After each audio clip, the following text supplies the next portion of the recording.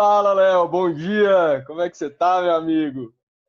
Bom dia, Vitor. Segundo café, cara. Parece que esse Segundo cafezinho tá café. bom, hein? E hoje tem café pra valer, viu, Léo? Olha. Essa garrafinha tá melhor do que o meu, minha xícarazinha aqui, ó. Pô, mas Saúde. essa xícara aí, se eu tomar essa xícara inteira de café, eu fico 3 dias sem dormir, eu já sou acelerado já. Né? Tô em falha ainda, cara. Tô no chazinho ainda. Chazinho de limão e mel. Aí, Daqui a pouco vem um aí, café. aí é importante. Ô, Léo, mas vem cá, como é que foi a primeira resposta à ideia aí da gente começar o café? O que que você teve de retorno das pessoas com quem você teve contato sobre a ideia?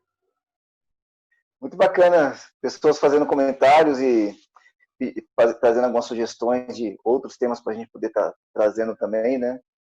Então você vê que o pessoal está começando a participar e se interar assim também, né? Como é que foi para você aí? Então, para mim foi uma surpresa, porque teve bastante interação, a ideia foi muito bem recebida e eu tô começando agora no Instagram, né? Então tudo é meio novo para mim. E quando eu coloquei no Stories lá, falando um pouquinho de como a gente ia começar esse trabalho e tudo, vieram sugestões bem legais, assim, sabe? E eu acho que hoje o que eu pensei da gente trabalhar um pouco aqui seria o que é importante levar para uma condução ali num café de negócio, numa negociação mais amistosa, e o que tem que tomar atenção, ter atenção para que não aconteça, né, cara? O que você acha aí? Vamos conduzir nesse caminho? Vambora. Já vendeu aqui para mim. Então, o primeiro ponto que eu acho que é básico, assim, é você não perder o foco. Quando você vai para uma conversa e um café de negócios, normalmente você tem um tempo ali, né? Foi o que a gente conversou no nosso primeiro café, o mais importante que você está conseguindo ali do seu cliente ou da pessoa que você está conversando é o tempo dela. Então, é essencial você ter o foco naquilo que você levou para conversar, né? O que você acha, Léo? Não, muito bom. Porque tem todo o cuidado, né? Como a gente tem aquele momento do aquecimento, você está ali muito batendo papo com a pessoa, conhecendo, criando uma conexão. Então, às vezes, você vai para questões mais pessoais do dia a dia, Sim. buscando uma ligação, que isso é importante. Vou tomar cuidado para eu não sair demais. O bate-papo ficar bom demais. A gente não pode esquecer que a gente está no Brasil, que as pessoas gostam de Quase não conversar. conversa, né?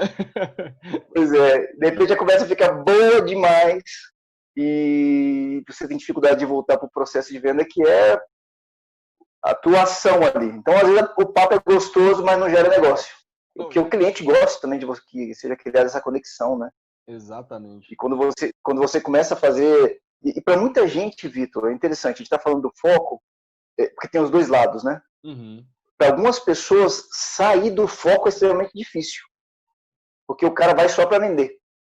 Ele fica meio congelado, É o outro extremo, né, né? Léo? Que também não funciona muito. Aí entra, aí volta a falar, não esquece que a gente é brasileiro. A gente gosta também da conexão.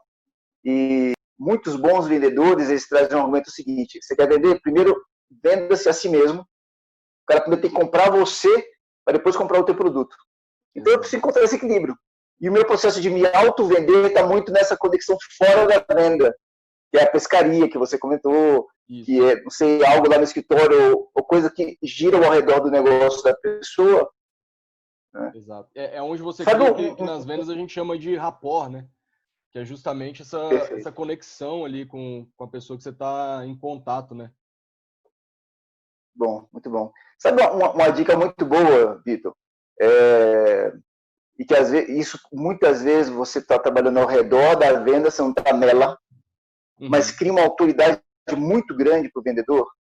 É quando, por exemplo, eu trabalho, eu estudo, eu começo a trabalhar com um determinado perfil de cliente e eu me torno, entre aspas, ou pode até ser uma verdade, um especialista na área do meu cliente. Olha aí, Não interessante, tem cara. como eu ser especialista, porque não tem como eu ser especialista no negócio dele. Sim, O negócio dele, quem sabe do negócio dele é ele. E ele vai exato. gostar de falar do negócio dele. Eu não posso querer chegar a ser especialista do negócio dele, porque eu não vou criar nenhum amigo. Ele nem vai gostar da minha conversa. Mas eu posso ser especialista do negócio que ele trabalha. Então, por exemplo, a gente deu um exemplo, né? Semana passada a gente falou sobre o dentista. Agora, se eu trabalho com muitos dentistas, eu começo a entender como é que o negócio funciona. E eu começo a entender em diversas áreas, com diversos públicos, com diversas visões diferentes, porque eu comecei a trabalhar muito com aquele tipo de público. Entendi. Então eu começo a me tornar especialista. Quando eu vou consultar com um dentista, eu já sei como é que funciona o mercado de dentista na cidade A, B e C. Eu já sei de experiências Y e Z que fizeram. Então, isso agrega muito. Eu já sei como é que funciona o trabalho deles com o plano de saúde, como é que funciona para você trazer uma pessoa que está no plano de saúde para agora começar a ser atendido no privado. Então, isso faz uma diferença. Né, para o cliente, né? Perfeito. Não estou vendendo ainda, mas eu estou construindo nesse rodear um processo de autoridade e que, quando eu for entrar na venda, eu ganho muita força. Nesse sentido, é mais interessante do que a pescaria. Então, eu posso ir um pouquinho na pescaria, mas eu volto a rodear o negócio dele antes de entrar na venda, construindo a minha autoridade. É interessante. Nossa, excelente dica. Eu lembro muito quando eu trabalhava com essa parte de materiais de construção, que você acaba ficando mesmo especialista nos negócios, né? Então, às vezes você entrava numa empresa e você viu algo que outra loja fazia muito bem, e quando você entrava naquela, você já sabia, poxa, se ele fizesse a ideia que aquele outro teve, a loja ia dar outra cara, às vezes no layout, às vezes numa forma de exposição e tudo. Realmente, faz muito, muito sentido mesmo essa ideia, viu, Léo? E essa condução, né, de você desenvolver essa abertura e começar a criar a sua autoridade, a gente já entra no segundo ponto, que para mim é muito importante, que é você manter essa conversa fluida, né? Você não pode ser um robô de chegar lá, não, beleza, agora eu vou falar de pescaria, opa, para de falar de pescaria agora, deixa eu falar da sua empresa. Não, para de falar da empresa, agora eu vou vender para você. Essa ruptura que tem no diálogo acaba interferindo no que a gente chama de rapport, né? Você quebra o rapport com a pessoa, você quebra a conexão que você está tendo com ela ali, né? É verdade, é verdade. No processo de vendas, eu vejo muito vendedor congelando, Vitor, na hora da objeção. Quando surge a primeira objeção, a gente não pode esquecer que no processo de vendas, o comprador, o cliente, ele sempre vai ter uma objeção. Porque ele está partindo do princípio, assim, esse cara está vindo para me vender, ou eu não quero comprar, ou se eu for comprar, eu preciso botar objeções para que esse cara me dê o melhor preço possível. Exatamente. Então, até culturalmente, o cliente já está preparado para se abster ou levantar barreiras ali. E aí entra novamente o preparo. É quando eu estou me preparando para uma reunião e eu começo a pensar quais prováveis objeções esse cliente vai trazer. Tá. Então eu levanto lá A, B, C, D objeções. Tá. Dessas 4 objeções, como é que eu vejo cada uma delas? Esse é um processo de preparo interessante para a venda. Para essa objeção eu vou vencer com isso, para essa com isso, para essa com isso, para essa com aquilo outro. Por isso que eu falo muitas vezes brincando, Vitor, que a venda é como um jogo de baralho. Eu não sei que tipo de jogo que você gosta de jogar. Eu gosto do truco, só pela gritaria, que eu falo alto naturalmente, então eu ganho no susto, entendeu? Se eu fosse chutar, eu diria que você gosta do truco mesmo. Mas eu já joguei truco, mas eu confesso que eu não lembro mais das regras. Mas alguns jogos de baralho, o Coringa é a principal carta. É a carta que serve para tudo. Né? Então, eu preciso ter alguns Coringas na manga, e os Coringas muitas vezes são exatamente esses contornos de objeção. Como é que eu vou vencer as objeções? Então, eu vou com esses Coringas já preparados para que eu possa demonstrar para o cliente. E na maioria das não travar, né? E na maioria das vezes, né, Léo, assim, se a gente parar para pensar um pouco antes da reunião, antes do café, as objeções elas não vão ser nada muito maluco, assim, inesperado, né? Normalmente você consegue pensar e consegue imaginar o que o seu cliente, a pessoa que você está conversando ali, ela vai trazer dificuldade, né? Se você parar um pouquinho e tiver um pouco de criatividade e imaginação ali, você consegue construir alguns cenários e se preparar para eles. Não é um negócio impossível de ser feito, né, cara? Verdade, verdade. Sabe outra coisa importante, Vitor? Porque a gente vem falando, né? O problema do vendedor é que o vendedor quer vender. O cara é gente boa, mas ele quer me vender. E a gente precisa aprender que as pessoas normalmente não gostam que vendam para elas, mas elas adoram comprar. Adoram.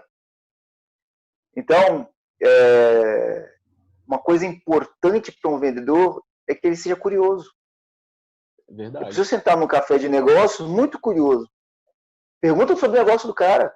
Tem gente que fala assim, não posso ficar perguntando sobre o negócio do cara, já tem que chegar sabendo. Não. O negócio do cara é que nem filho. A gente senta, se alguém pergunta do nosso filho, a gente quer falar do nosso filho. É o nosso orgulho.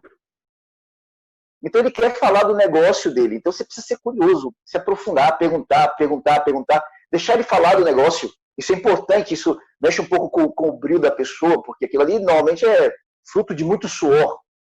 Né? Exato. É parte da vitória da vida, do significado da vida da pessoa, está dentro daquele negócio. Então quando você tem essa curiosidade acentuada, ela é importante também para que a conversa seja fluida. Ou seja, eu estou gostando de falar da tua empresa. Beleza, é o assunto que o cara mais gosta, é um dos assuntos que o cara mais gosta na vida. É falar sobre o negócio dele, é um dos filhos dele. E eu estou ali, querendo saber mais, achando interessante, bacana. Isso permite também que a conversa ela vá. E é legal, assim, né? Essa é a base, tá como um dos principais princípios do Dale Carnegie, né? Enfim, desde que a pessoa fale a maior parte do tempo, incentiva a pessoa a falar das coisas que interessam a ela, seja um bom ouvinte, né? Isso tudo permeia os princípios do Dale Carnegie.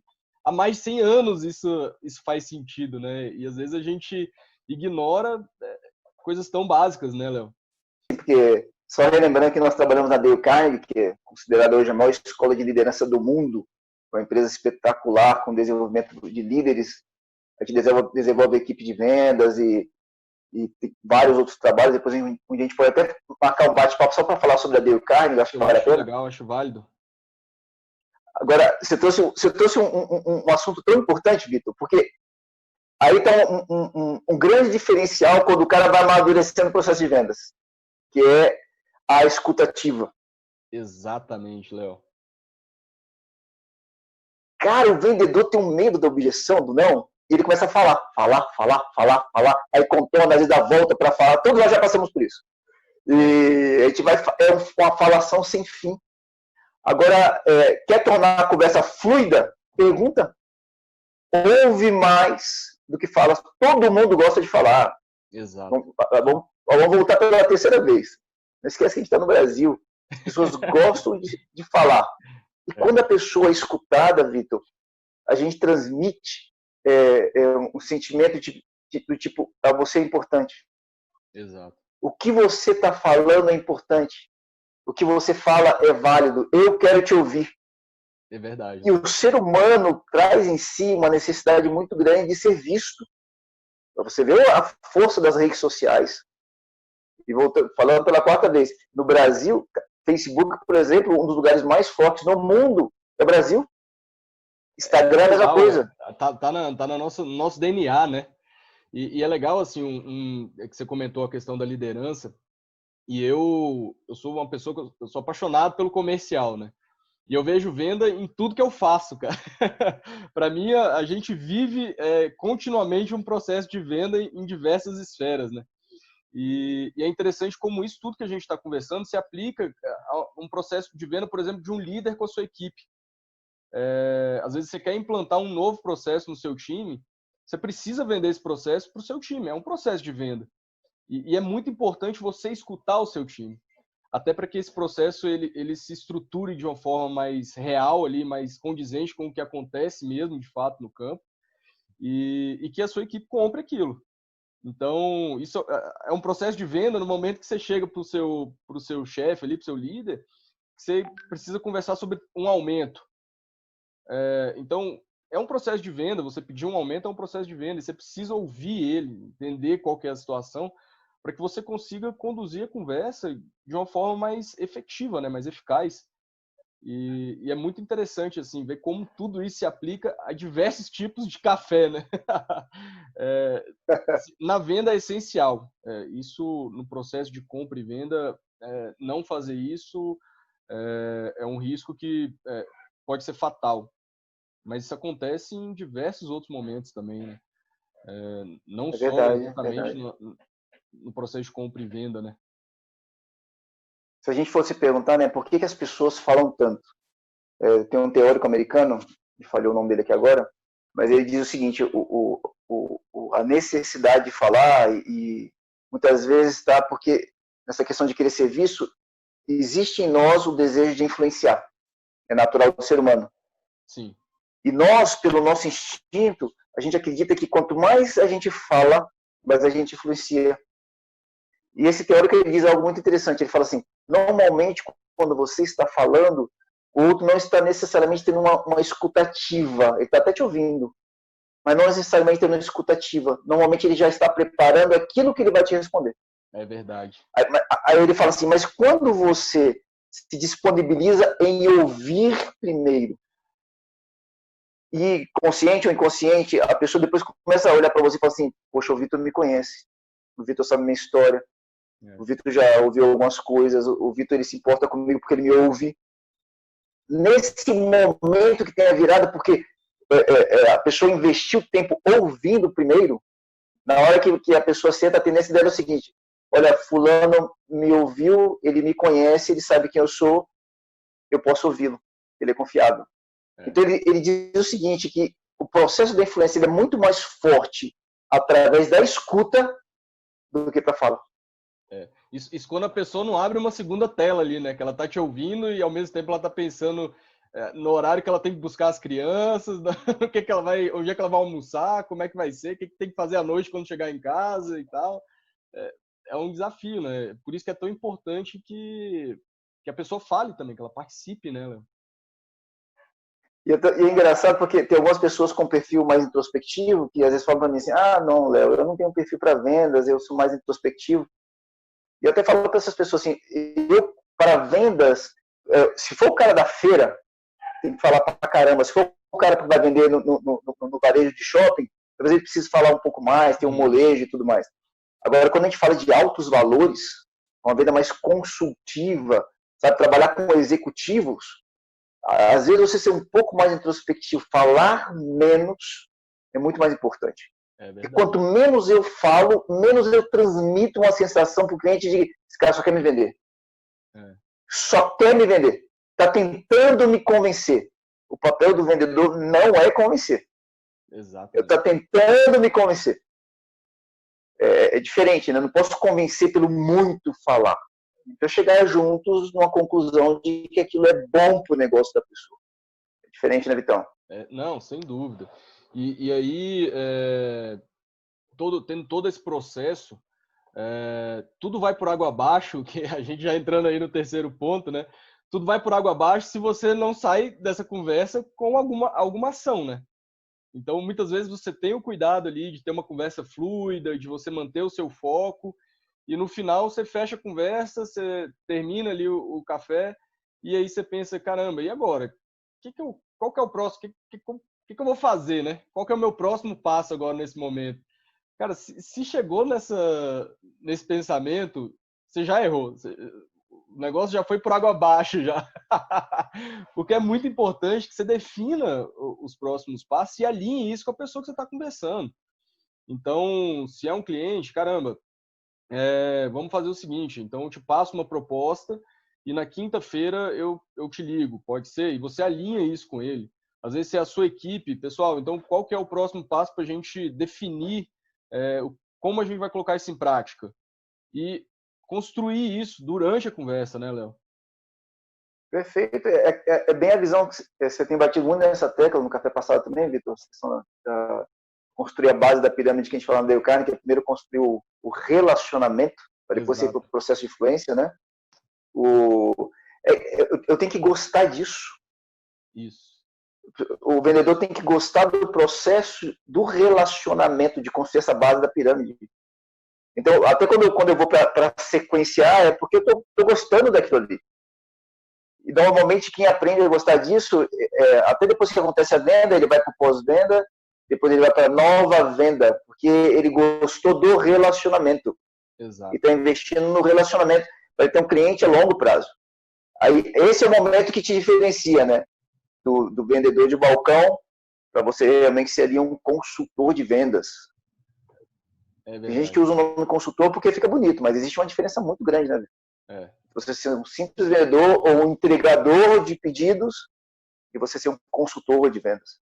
Exatamente. Não, e foi assim, no último café nosso, você trouxe um exemplo muito legal, né? É diferente o cliente chegar, por exemplo, num balcão, pegando esse exemplo aí, pedir um prego, e aí a pessoa que está atendendo vai e traz um prego para ele. Porque assim, a diferença de consultor e vendedor, ela pode existir em qualquer cenário, né? Por exemplo, nesse caso, um consultor ele faria assim, poxa, o que você vai fazer com esse prego? Ah, eu vou furar um quadro. Não, então você já tem a furadeira, você precisa de uma broca, você tem a bucha, você, sei lá, um martelo, o suporte, enfim, ele vai pensar em várias coisas para atender aquela demanda do cliente e para que o cliente tenha sucesso com aquele objetivo dele, né? Então é muito interessante ver essa diferença, né, Léo? Muito bacana, cara, com certeza. Deixa eu contar um caso aqui, já que você falou de pescaria, me lembrou até dos caos aqui, bem rapidinho. Olha que eu trabalhava no varejo, eu era supervisor de uma rede de lojas aqui em Brasília, e eu fui visitar uma das lojas, fica até no Conjunto Nacional Shopping aqui. E entrou uma moça, cara, e a equipe tava falando que tava difícil de vender e tudo mais, entrou uma moça pedindo para comprar um presente pro irmão. Ela entrou falando alto na loja. Quero comprar um presente pro meu irmão, só tenho R$30.